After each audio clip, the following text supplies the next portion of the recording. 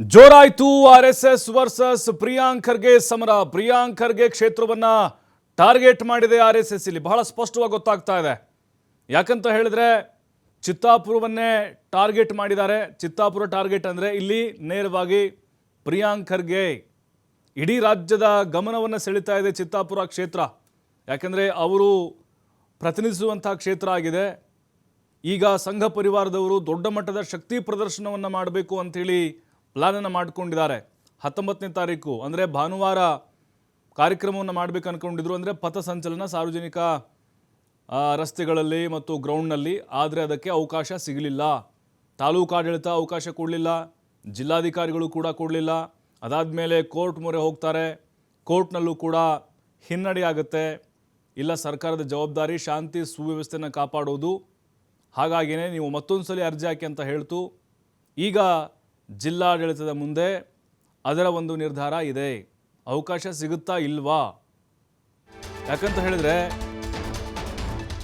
ಒಂದು ರೀತಿ ಪ್ರತಿಷ್ಠೆಯ ಪ್ರಶ್ನೆ ಆಗಿದೆ ಇದು ಆರ್ ಎಸ್ ಎಸ್ನವ್ರಿಗೆ, ಅಂದರೆ ಬಿ ಜೆ ಪಿಯವರಿಗೆ. ಈಗ ಅಲ್ಲಿ ಡ್ಯಾಮೇಜ್ ಮಾಡಬೇಕು ಅಂತ ಪ್ರಿಯಾಂಕ್ ಖರ್ಗೆಗೆ ಅವರೇ ಹೇಳ್ಕೊಂಡಿದ್ರು. ಇಲ್ಲಿ ನನ್ನ ಟಾರ್ಗೆಟ್ ಮಾಡ್ತಾ ಇದ್ದಾರೇನೋ, ಇಷ್ಟು ದೊಡ್ಡ ಮಟ್ಟಕ್ಕೆ ಸೀರಿಯಸ್ ಆಗಿ ತೆಗೆದುಕೊಂಡಿದ್ದಾರೆ ಇವರು ಅಂತೇಳಿ. 50,000ಕ್ಕೂ ಹೆಚ್ಚು ಕಾರ್ಯಕರ್ತರನ್ನ ಸೇರಿಸುವಂಥ ಸಾಧ್ಯತೆಗಳಿದೆ. ಅಂದರೆ ನವೆಂಬರ್ 2ಕ್ಕೆ ಅವಕಾಶ ಸಿಕ್ಕರೆ. ಆದರೆ ಪಥಸಂಚಲನಕ್ಕೆ ಅನುಮತಿ ಸಿಗುತ್ತಾ ಇಲ್ವಾ ಅನ್ನೋದೇ ಡೌಟ್. ಯಾಕಂದರೆ ಅತ್ತ ದಲಿತ ಸಂಘಟನೆಗಳು ಕೂಡ ಆರ್ ಎಸ್ ಎಸ್ ಅನ್ನು ಟಾರ್ಗೆಟ್ ಮಾಡ್ದಂಗೆ ಕಾಣಿಸ್ತಾ ಇದೆ. ಜೈ ಭೀಮ್ ಆರ್ಮಿ ಸಂಘಟನೆಗಳು ಮತ್ತು ದಲಿತ ಪ್ಯಾಂಥರ್ಸ್ ಅಂತ ಸಂಘಟನೆ ಇದೆ. ಅವರು ಅವತ್ತೇ ಅವಕಾಶವನ್ನು ಕೇಳಿದಾರಂತೆ. ಹಾಗಾಗಿ ಮತ್ತೆ ದೊಡ್ಡ ಗಲಾಟೆಗಳಾಗ್ಬೋದು ಅನ್ನುವಂಥ ಹಿನ್ನೆಲೆಯಲ್ಲಿ ಅವಕಾಶ ಪ್ರತ್ಯೇಕವಾಗಿ ಕೊಡ್ಬೋದು. ಅವ್ರಿಗೊಂದು ಡೇಟ್ ಕೊಡ್ಬೋದು, ಇವ್ರಿಗೊಂದು ಡೇಟ್ ಕೊಡ್ಬೋದು, ಕೊಡದೇನೂ ಇರ್ಬೋದು. ಯಾಕಂತ ಹೇಳಿದ್ರೆ ನೋಂದಣಿ ಆಗಿದೆ ಇಲ್ವಾ, ಎಷ್ಟು ಜನ ಸೇರ್ತಾರೆ, ಅವ್ರ ರೂಟ್ ಯಾವ್ಯಾವ ಕಡೆ ಇದೆ, ಇದನ್ನು ಮಾಹಿತಿನ ಕೊಡಬೇಕು ಅವರು. ಕಂಪ್ಲೀಟಾಗಿ ಕೊಟ್ಟ ಮೇಲೆ ಪರ್ಮಿಷನ್ ಸಿಗುತ್ತೆ. ಇನ್ನು ದಲಿತ ಸಂಘಟನೆಗಳು ಕೂಡ ಪಥಸಂಚಲನಕ್ಕೆ ಅನುಮತಿ ಕೊಡಬೇಕು ಅಂತ ಮನವಿಯನ್ನು ಮಾಡಿಕೊಂಡಿದ್ದಾವೆ.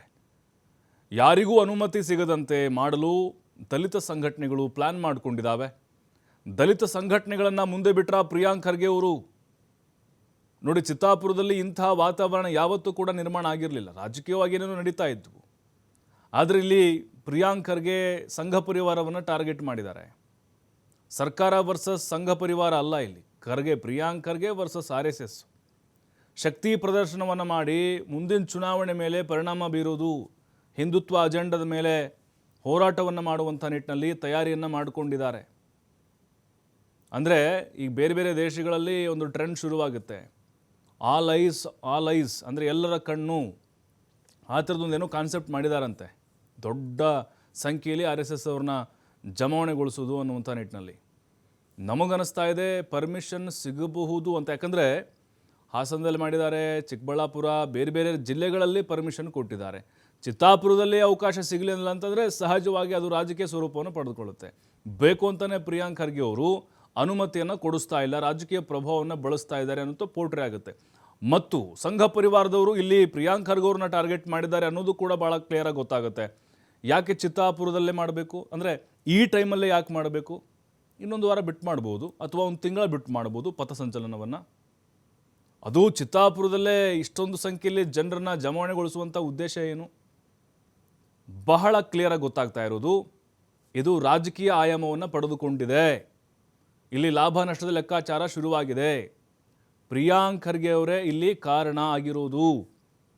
ಯಾಕಂದರೆ ಅವ್ರ ಪತ್ರ ಬರೆದಿದ್ದಕ್ಕೇ ಸಿ ಎಂ ಕ್ಯಾಬಿನೆಟ್ನಲ್ಲಿ ಚರ್ಚೆ ಮಾಡಿ ಆದೇಶವನ್ನು ಹೊರಡಿಸಿರೋದು. ಆರ್ ಎಸ್ ಎಸ್ ಕಾರ್ಯಕ್ರಮಗಳಿಗೆ ಅಥವಾ ಯಾವುದೇ ಸಂಘ ಸಂಸ್ಥೆಗಳ ಕಾರ್ಯಕ್ರಮಗಳಿಗೆ, ಅಂದರೆ ಖಾಸಗಿ ಸರ್ಕಾರಿ ಜಾಗಗಳಲ್ಲಿ ಸ್ಥಳಗಳಲ್ಲಿ ಅವಕಾಶಗಳಿಲ್ಲ ಅಂಥೇಳಿ. ಆದರೆ ಇಲ್ಲಿ ಟಾರ್ಗೆಟ್ ಆಗಿರೋದು ಆರ್ ಎಸ್ ಎಸ್ಸು. ಹಾಗಾಗಿನೇ ನವೆಂಬರ್ 2ಕ್ಕೆ ಅವಕಾಶ ಇವರಿಗೆ ಸಿಗುತ್ತಾ ಇಲ್ವಾ ಅನ್ನೋದನ್ನು ಮೊದಲು ನೋಡಬೇಕಾಗತ್ತೆ.